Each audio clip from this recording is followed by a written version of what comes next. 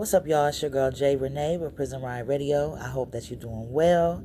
This evening, I have a sister on the phone that I'm definitely excited about interviewing. Her name is Kristie Puckett, all right? And she does a lot of things. You know, I have my Wonder Woman platform and stuff like that. She checks all them boxes, but this particular time, we're just going to talk about some of the things she does when it comes to supporting the incarcerated and formerly so. All right, so we're going to jump right into it. All right. How you doing, sis? I'm doing well, and thank you so much for having me. Absolutely. How are you? I'm doing better now. It's been a day, but you know how that goes. You know what I mean? I do, But I do. things like this makes me happy, so it's boosting me up. So I'm definitely with it. Thanks for being here for sure. I want to Thank you give for you having me. Oh, absolutely. I want to give you the opportunity to tell the people a little bit about yourself and where you from. My name is Kristie Puckett. I am from Charlotte, North Carolina, born and raised, and I work across the state and really across the South to build the power of formerly and currently incarcerated people by addressing the conditions of incarceration, addressing their legal needs, and by providing advocacy. And I work with an organization called Forward Justice, which is a law, policy, and strategy power building center that is founded by formerly incarcerated people. Okay. So it's really an amazing work to be able to help connect people to resources on a daily basis. And that's really how I sum up my job, to help people get free, whether that's physically free or mentally free, because a lot of us are locked up in our own minds and have allowed racist narratives and stereotypes to dominate how we see and view ourselves, and therefore limit our own potential. And so part of our work is to unlock the leadership of people who don't see themselves as leaders. I love that. And you definitely said a mouthful there. We're going to get into it. I've heard awesome things about you before I actually got to meet you in person.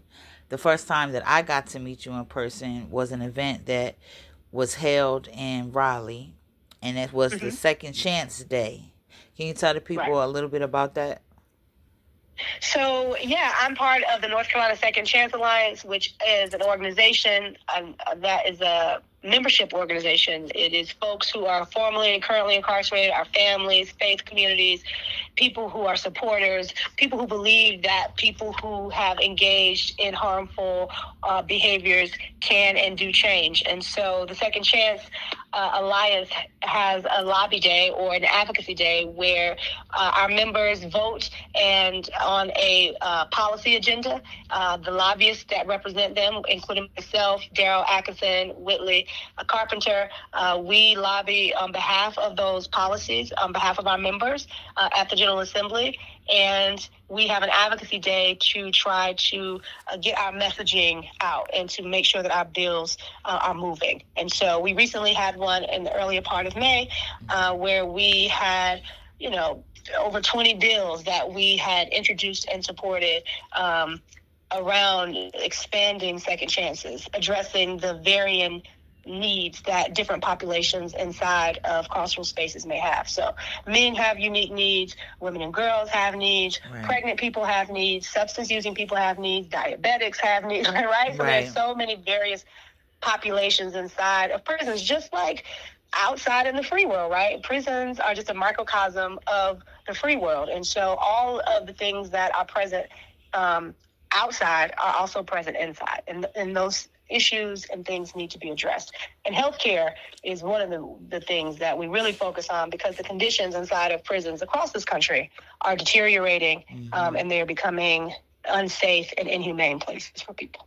Yeah, absolutely. When it comes to the healthcare, unfortunately, I get calls weekly about something that's going wrong or something that's being done wrong. So I appreciate you. I know that there are many others that appreciate you and your associates that do this kind of work. Everybody's not out here. So I definitely always tip my hat to those that are boots on ground, really doing the work, because it takes a lot, and they're not going to fix it themselves, or we wouldn't have a job to do to help and correct it. So appreciate that very much from all of us. No, thank you. Yeah, of course. So second chances, most everybody feels like they want a second chance, especially if they do something wrong. But What makes that resonate with you, reaching back and helping people, and helping people that are looking for those second chances? Yeah, and we call it a second chance, but I want to be clear that we just really believe in another chance. Right. That oftentimes it's more than two chances that people need to get things right. Happens. Right.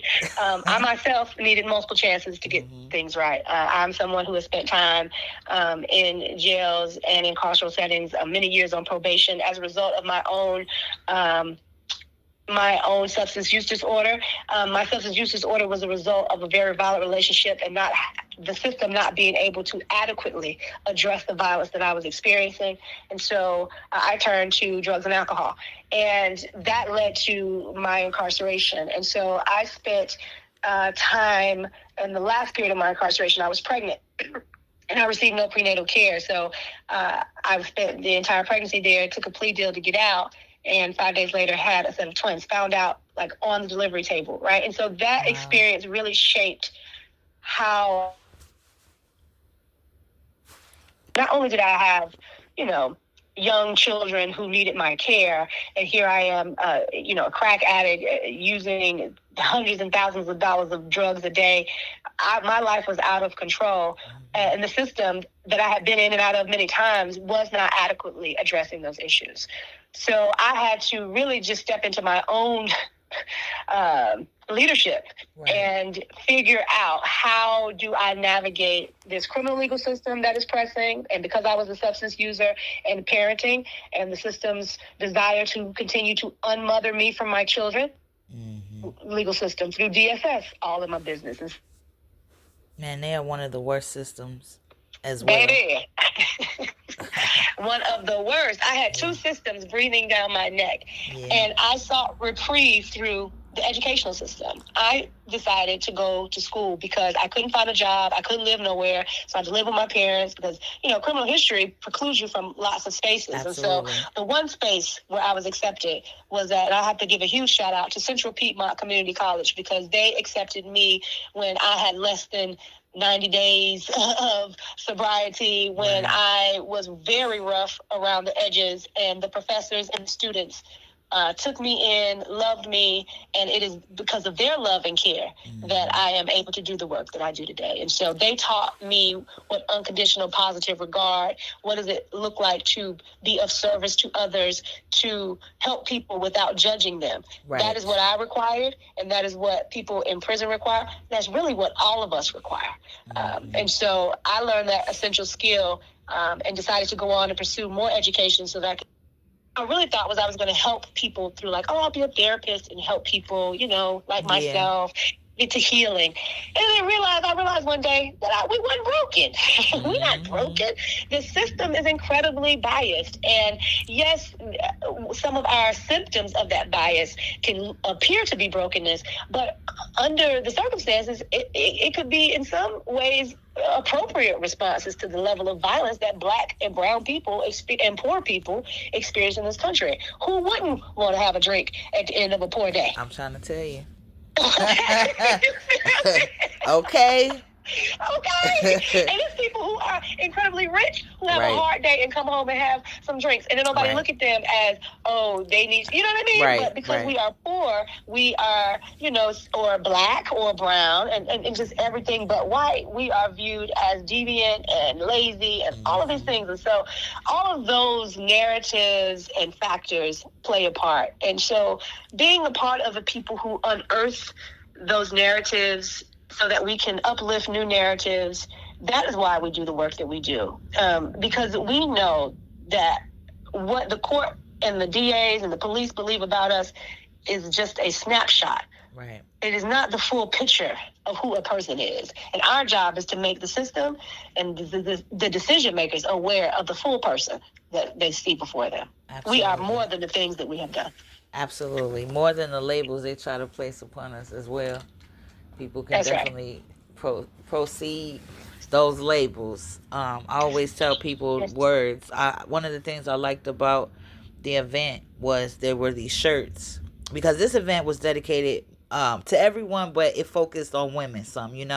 Women are often forgotten. Men get so much support, and women sometimes don't get that same support. And the shirts that were there, had crossed out felon and convict and stuff like that. Words are very important. So I really like that. Yes. So let's talk about the women. Women are often forgotten, you know what I mean, when it comes to this incarceration and just the whole process of reintegrating and stuff like that. So, what's your thoughts or take on the women's experience when it comes to incarceration and beyond? Oh my goodness, that's such a simply how I'll try to be concise to just say that women in jails, prisons, detention centers, whatever you want to call them, the spaces were not designed for us. If you just heard me say a few minutes ago that I was pregnant, I was locked up, and I received no care. Yeah. That's because I was not a priority. Jails and prisons are mostly men. So the care, the overwhelmingly, the largest amount of care and concern goes to those men. They're 98% of the people. And so women and girls, oftentimes the needs of women and girls oftentimes go unmet because there's not a policy that has been in place to address those needs to address those needs. And so I wasn't not taken because they hated me so much. I was not taken because there was no real plan in place. Because how often do you have a pregnant woman in a jail, right? And now over time, I think we see it increasingly because and we see a higher rate of.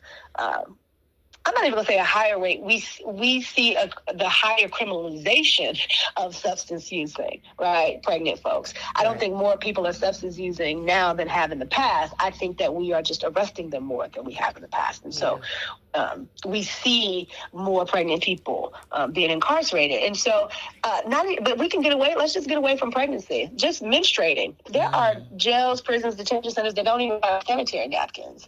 Do not have basic hygiene materials or supplies for women and girls. That's just basic. You know that if you're going to have a woman and a girl somewhere for any length of time, or especially several of them, someone is going to be bleeding. Yeah. And to not have any provisions, it just solidifies my original comment that women and girls are the afterthought in those spaces. And so because of that, policies don't really match up to what women and girls may need. I know that one of the policies that women complain about here in North Carolina a lot is that when they are able to make it to the point of work release, where they've earned enough, good time and good behavior, that they can now be on work release, that their job choices are limited because they have certain times that they have to be back, whereas men can work 24 hours a day. They can work third shift, second shift, first shift, but women cannot work a third shift job, right? Like, why? That's crazy. That's one example. Men get fed more. They get more calories in a carceral setting. They receive just general more care and concern and attention. When the men are upset because they have just as much brute force as the guards, if they catch the guard off, right? Then that guard tends to capitulate to the men because of the violence that they try to keep the men happy, just to be the plainest way of saying it is they try to keep the men happy so they don't have violence. Women, they don't have to worry about that as much. The women are not going to be jumping on officers in the same way, right? And so it's that is the issue. But when we think about just the woman's experience, when a man goes to jail or prison, he's calling home to his mama or his girlfriend, or some woman is putting money on his books, trying to figure out how to get kids down there for visits, how to get attorneys, pay the bondsman. When a woman is incarcerated, there is no one doing that for her. Yeah. And so who's sending the cards to her? Well, back when you could send physical mail, who's sending cologne-scented mail to their woman that's locked up? But women are sending all that perfume and pictures and all kinds of stuff to men. So there's a lot of just more support. And then when you are a woman who is incarcerated, just the general attitude is that you are a bad woman in some way, because women are supposed to perform and show up in American society as like demure and graceful and very, right? Like there's a certain way we're supposed to present. And when you're in jail, then obviously you're not that. And then when you are a mother, you are automatically deemed as like a bad mother, a bad parent for being locked up. And all of that just just tends to reinforce negative stereotypes that Black women and Black mothers have had to endure since we came to this country. And jails and prisons just reinforce those negative stereotypes that already exist about Black women. Yeah, you're on point with everything that you said. I'm hoping that this broadcast put something on people's minds. Suggest if you're already involved, stay involved. If you're thinking about getting involved, hopefully this will give you some insight on some things that might need your Hopefully. help. You know what I mean? Absolutely. Yeah. How can people follow what you do and follow the organizations that you work for? Yeah, so folks should go on any of the social media platforms and follow Forward Justice, FORWARD Justice, JUSTICE. JUSTI, yeah, that's right. And then also the North Carolina Second Chance Alliance on all social media is at North Carolina, at NC Second Chance Alliance. On all social media. My personal social media is at Kristie, KRISTIE _1979. And you can always email me if you have a family member or if you are someone who is currently incarcerated and you have access to email. My email is kpuckett, KPUCKETT at G. No, no, that's not right. Kpuckett, KUP. KP. Oh, why can't I speak right now? Let me just start that whole segment over again. It happens, girl. My email, if you would like to email me, is kpuckett, KPUCKETT at forwardjustice.org. I would be happy to assist you in any way. It doesn't matter if you're in a North Carolina prison, anywhere in this country. If you need advice, consultation, whatever, I'm happy to do that. At no cost, right? I know there are a lot of people who are preying upon families in their desperation and who are charging people astronomical amounts, who are not attorneys, who, even if they are attorneys, are giving people false hope. And we are trying to combat the myth and disinformation that exists amongst families and amongst incarcerated people. So we'd like to dispense legal information for free so that it takes away the money, to be quite honest, that we can all play on a level playing field. And so happy to work with families and talk to folks. Thank you for that. We definitely appreciate it. I'll make sure that I put it at people's fingertips so they can find the organizations that you spoke of as well as yourself. And thanks for pulling up, man. For real. We need it. Thank you for having me. Absolutely. Anytime. Anytime. Thank you. I want to give you an opportunity to address the listeners, drop some gems on us, some information we might need, whatever you like. The floor is yours.